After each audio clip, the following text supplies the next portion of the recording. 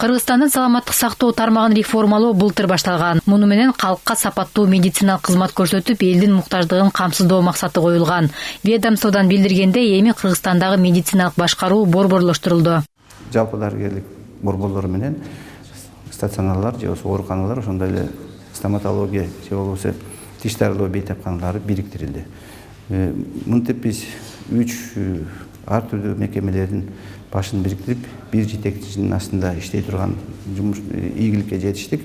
Себеби өзүндөргө белгилүү өз алдынча кызмат кылган мекеме, өзүнчө жетекчилиги бар, жетекчиси бар мекеме бири-бирине баш ийбестен аягында биз ушул кызматтын бири-биринин ортосундагы ажырымга дуушар болдук. Саламаттык сактоо тармагын реформалоо быйыл да улантылат. Жеткиликтүү жана сапаттуу медициналык жардам көрсөтүү максатында министрлик Бишкек шаардык травматология жана ортопедия илим изилдөө борборун шаардык клиникалык тез жардам ооруканасына айландыруу чечимин кабыл алды.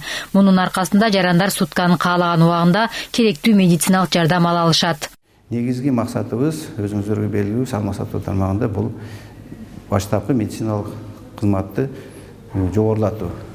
Бул профилактикалык иштерди, оорулардын алдын алуу багытындагы жумуштарды уюштуруу жана өткөрүү. Биз канчалык жерлерде ушундай жумуштарды убагында тийиштүү деңгээлде өткөрсөк, ошончолук ооруканаларга оорулуу инсандарыбыз азыраак кайрылып, азыраак стационардык жардамга муктаж болот. Биз оорууну ошол башталган мезгилде сакайтканга жетишебиз. Саламаттык сактоо министрлигинин бул чечими коомчулукта кызуу талкуу жаратты. Көпчүлүк жарандар бул туура чечим деп эсептешет. Эки жагын тең караш керек да. Чындыгында ошол эле Жумек кимде шар жанагы Сабырбек Жумековдун дагы эмесине барып, канчасы ыйлап ушунчалык чоң акчаны төлөй албай акуштар операция болуп алган канча деген кишилер чыгып атат. Анан бир 4-5 кишини операция жасап туруп, анын да эмеги бар. Анан ошолор чыкса эле анан ушинтип ызычуу болгондой болбойт да. Жакшы хирург да, травматология боюнча Жумабеков деген жакшы хирург. Муну эми сактап калыш керек да. Муну сактап калыш керек. А бирок бир жагы да бар. Ал өтө жөнөкөй элдерге деле акча төлөтө берет турбайбы? Авария болгондо. Ал эми эксперттер медицина тармагындагы реформанын пайдасын жарандар көрүшү керектигин айтышат. Ооруканага барганда убагында сапаттуу кызматтарды алышы керек. Тилекке каршы тескерисинче медициналык мекемелерде кезек күткөндөр көп. Дарыгерлер жетишпейт жана жабдыктар эски. Ал эми жетекчилердин алмашуусу мыйзам чегинде болушу шарт. Чектөө жок эле 20-30 жылдан бери отурушат.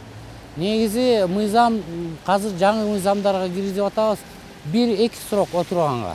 Анан алмаштырыш керек, анан конкурс өтүш керек. Серепчилердин айтымында тез жардам ооруканасы борбордо жок дегенде эки жерде болуусу керек. Себеби айрым учурда өмүрдүн сакталышына секундтук убакытта роль ойнойт. Шаарда эки жерде жок дегенде болуш керек да ушундай ооруканалар. Анан негизи дүйнө жүзү боюнча ушундай тез жардам ооруканалар эң биринчи орунда турат. Скорый эң биринчи мындай сортировка кылыш керек, эң биринчи кайка алып барат. Ошол жака алып барып, тез жардам берип, анан уже акырындан башка ооруканаларга распределение кылат да. Белгилүү болгондой, документтерге ылайык Бишкек шаардык травматология жана ортопедия илим изилдөө борбору саламаттык сактоо министрлигинин карамагына өткөн. Бирок бул келишим толук аткарыла элек. Бүгүнкү күндө Бишкек мэриясы мыйзамда белгиленген тартипте документти аткаруунун үстүндө иштеп жатат. Подписано трехстороннее соглашение между мэрией. Бишкек мэриясы, Бишкек шаардык кеңеши жана саламаттык сактоо министрлиги болуп, 3 тараптуу келишим түзүлгөн. Бишкек шаарынын территориясында жайгашкан медициналык мекемелердин баары саламаттык сактоо министрлигине өткөрүлүп берилген. Муну менен аларды каржылоо дагы республикалык бюджетке камсыздалган. Учурда юристтер келишим азыркы мыйзам боюнча ишке ашырылышы керектигинин үстүндө иш алып барууда.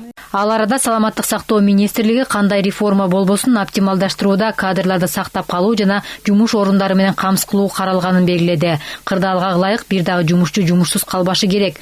Өзгөртө турган бир гана нерсе административдик бөлүктө. Демек 3 мекеме бириксе, анда бир жетекчи, бир бухгалтер жана бир чарба иштери боюнча башкаруучу болот.